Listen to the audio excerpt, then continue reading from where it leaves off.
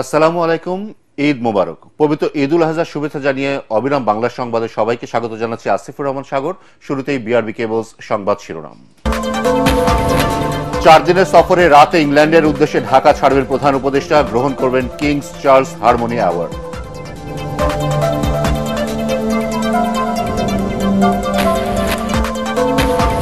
Doctor ইউনূসের সাক্ষাৎ চেয়ে যুক্তরাজ্যের সাবেক সিটি মন্ত্রী টিউলিপ সিদ্দিকের চিঠি, ব্রিটিশ সংবাদ মাধ্যম গার্ডিয়ানের প্রতিবেদন। কোনো চিঠি পাননি প্রেস সচিব।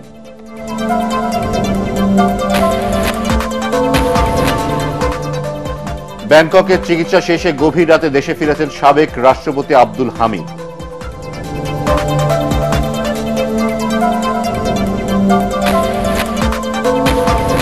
এবং দেশের 26 জেলায় বইছে তাপপ্রবাহ, গরম আরো বাড়বে জানিয়েছে আবহাওয়া অফিস। আপাতত বৃষ্টির সম্ভাবনা নেই।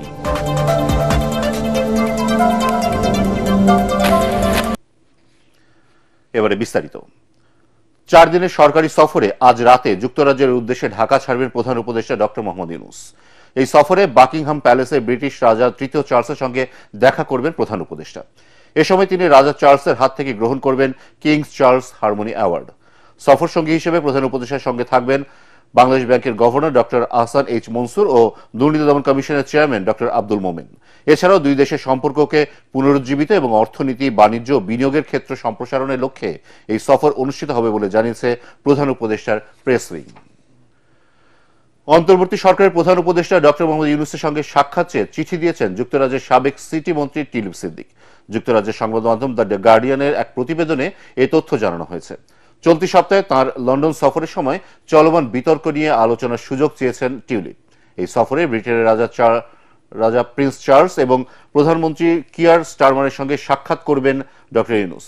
চিঠিতে টিউলিপ লিখেছেন, তিনি আশা করেন একটি বৈঠক ঢাকার দুর্নীতি দমন কমিশন প্রচারিত ভুল বোঝাবুঝি দূর করতে সাহায্য করবে। পাশাপাশি আরও কিছু গুরুত্বপূর্ণ বিষয় চিঠিতে উল্লেখ করেন তিনি। তবে টিউলিপ সিদ্দিকের কোনো চিঠি পাননি বলে জানিয়েছেন প্রধান উপদেষ্টার প্রেস সচিব শফিকুল আলম। জানেন যে বাংলাদেশে 5 জুন থেকে একটা ছুটি চলছে, ঈদুল আজহার ছুটি। বাংলাদেশের অফিস আদালতগুলো সব বন্ধ। মানে এই চিফ অ্যাডভাইজার অফিসে আমরা এই ধরনের চিঠি আমরা পাই। এমনি এই ধরনের চিঠি যদি পাওয়া যায় তাহলে আসলে সিদ্ধান্ত কি হতে পারে? এটা তো আগে তো চিঠিটা তো পেতে হবে, দেন তো কথাবার্তাটা আসবে না। ওনার তো বিভিন্ন বৈঠকগুলো তো নির্ধারিত, সেক্ষেত্রে এরকম তো বললাম আগে চিঠিটা আমরা পেয়ে নেই, তারপরে এটা বিষয়ে আমরা কমেন্ট করতে পারবো। গভীর রাতে ব্যাংকক থেকে দেশে ফিরেছেন সাবেক রাষ্ট্রপতি আব্দুল হামিদ। রোববার দিবাগত রাত 1:30টায় থাই এয়ারওয়েজের একটি ফ্লাইটে তিনি ঢাকা আসেন। রাত 1:45টায় হুইল চেয়ারে করে ইমিগ্রেশন কাউন্টারে যান। পরে ইমিগ্রেশন শেষ করে রাত 3টার দিকে বিমানবন্দর ত্যাগ করেন আব্দুল হামিদ। শাহজালাল আন্তর্জাতিক বিমানবন্দর কর্তৃপক্ষ বিষয়টি নিশ্চিত করেছেন। এর আগে 8 মে গভীর রাতে থাই এয়ারওয়েজের একটি ফ্লাইটে চিকিৎসার জন্য ব্যাংককের উদ্দেশ্যে ঢাকা ছাড়েন সাবেক এই রাষ্ট্রপতি। কম দামে কাঁচা চামড়া বিক্রি হচ্ছে এমন অপপ্রচার চলছে বলে জানিয়েছেন বাণিজ্য উপদেষ্টা শেখ বশির উদ্দিন। রাজধানীর পোস্তায় কোরবানির পশুর চামড়া সুষ্ঠু ব্যবস্থাপনা কার্যক্রম পরিদর্শন করে তিনি বলেন, আধা পচা চামড়ার দাম নিয়ে ভুল তথ্য প্রচার করা হচ্ছে। তিনি আরো বলেন, গেল বছরগুলোর তুলনায় এবছর চামড়ার দাম তুলনামূলক ভালো। লবণ ছাড়া চামড়ার ন্যায্য মূল্য না মিললে এতে সরকারের দায় নেই বলেও জানান তিনি।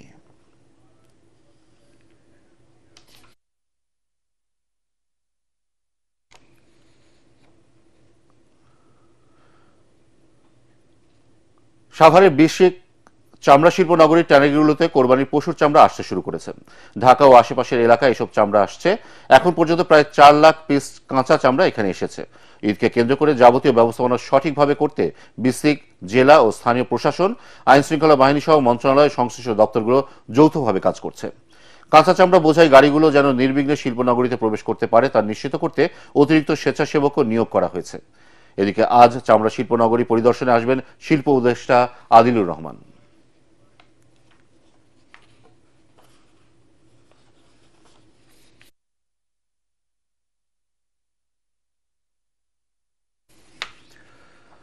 দর্শক, এই মুহূর্তে সাভারের ট্যানারি শিল্পনগরীতে আছেন সহকর্মী শারফুল আলম। আমরা সরাসরি চলে যাচ্ছি তার কাছে। শারফুল, সাভারের চামড়া সংগ্রহ নিয়ে কি বলছেন ব্যবসায়ীরা, আমাদের বিস্তারিত জানান।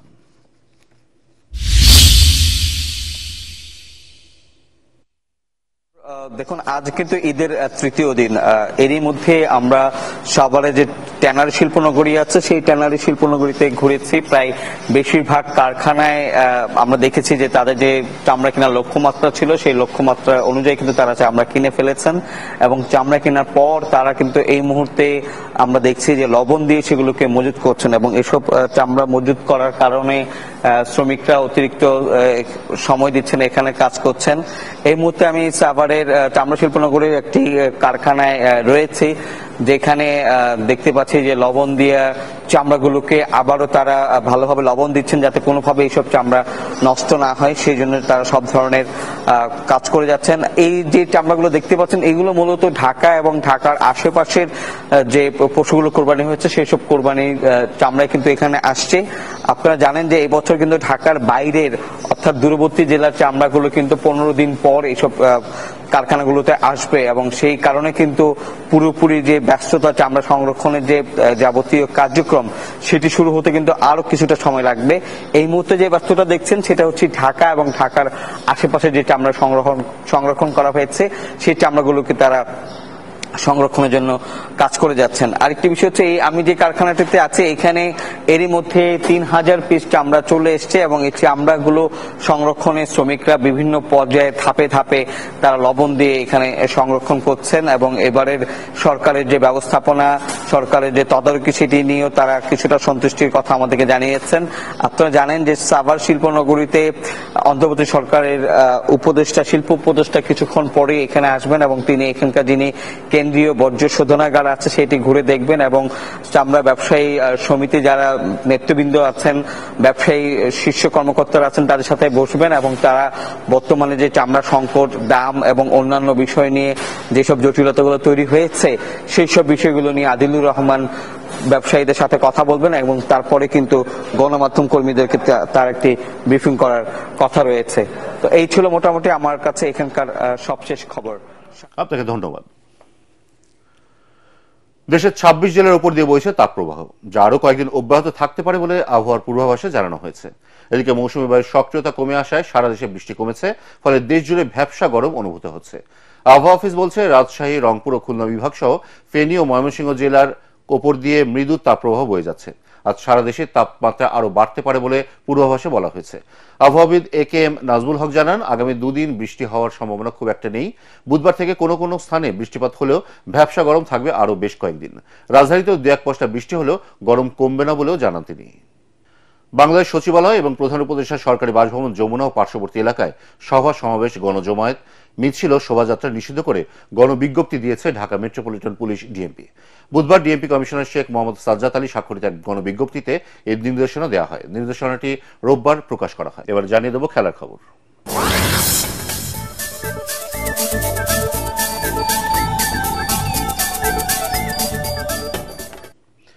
টাই ব্রেকারে স্পেনকে 5-3 গোলে হারিয়ে উয়েফা নেশনস লিগের শিরোপা জিতেছে পর্তুগাল। নির্ধারিত সময়ের খেলা শেষ হয় 2-2 গোলে। এ নিয়ে 2019-এর পর আরও একবার এই প্রতিযোগিতার শ্রেষ্ঠত্বের মুকুট পড়ল পর্তুগাল। রিপোর্ট করছেন SM আশরাফ। দুই প্রতিবেশী, দুই ফুটবল রাজ্য স্পেন আর পর্তুগাল। নির্ধারিত সময় শেষে স্কোর বোর্ডে লেখা 2-2, কিন্তু শেষ কথা বলার ছিল তখনও বাকি। স্পেন এগিয়ে যায়, পর্তুগাল থামে না। গোলের পর গোল, মাঠ হয়ে ওঠে যুদ্ধের কবিতা।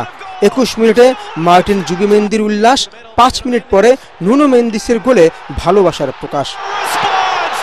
45 মিনিটে মাইকেল ওয়েরজাবলের গোলে স্পেন হাসে, কিন্তু রোনাল্ডোর পা থেকে আগুন ভেসে আসে। তাতেই খেলা গড়ায় টাই ব্রেকারে।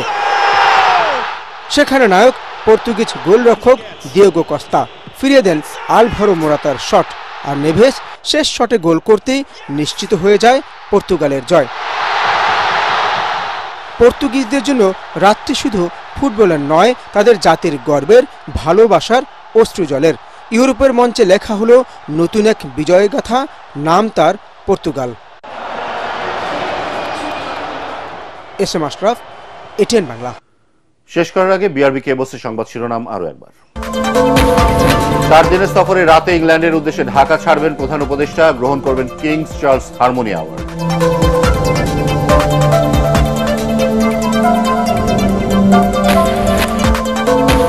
ডক্টর ইউনূসের সাক্ষাৎ চেয়ে যুক্তরাজ্যের সাবেক সিটি মন্ত্রী টিউলিপ সিদ্দিকের চিঠি, ব্রিটিশ সংবাদ মাধ্যম গার্ডিয়ানের প্রতিবেদন।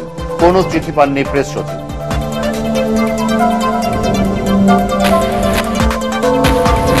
ব্যাংককে চিকিৎসা শেষে গভীর রাতে দেশে ফিরেছেন সাবেক রাষ্ট্রপতি আব্দুল হামিদ।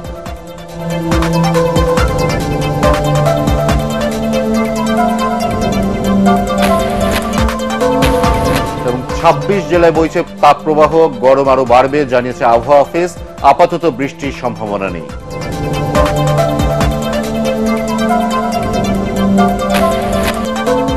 পরবর্তী সংবাদ দেখার আমন্ত্রণ জানিয়ে এখনকার মতো শেষ করছি। এটিএন বাংলা সংবাদ ইউটিউবে দেখতে ব্রাউজ করুন youtube/ATN বাংলা।